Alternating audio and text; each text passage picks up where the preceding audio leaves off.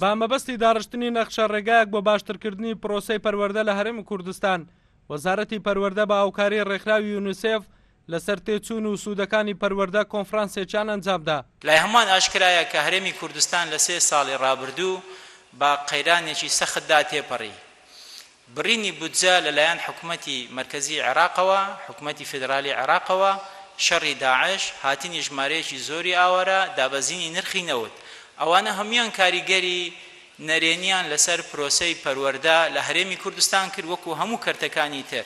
لە کۆنفرانسەکەدا داوا لە سەرمایەداران و بەڕێنەران کرا وەک چۆن بەشێکیان لە ماوەی ڕابردوودا ڕۆڵیانە بۆ لە بوارە جیاکان و کاریان کردووە، بەم شێوەیەش بێن لە کەرتی پەروەردەوە بەڕێنان بکەن با مەبەستی باشترکردن و جۆرێتی پەروەردە. هیوادارم ئەم توێژینەوەیە لەگەڵ بەستنی ئەم کۆنفرانسە ببێتە هۆی هەڵنانی هەنگاوی کارا بۆ چارەسەرکردنی کەم و کۆڕیەکان و کێشەکان و باشترکردنی کەرت و سیستەمی پەروەردە و فێرکردن لە هەرێمی کوردستاندا.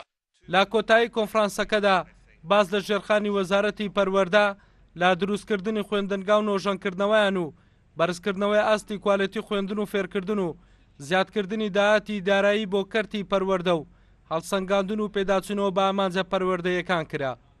ئەڵگوڕد ئەحمەد، کورسات نیوز، هەولێر.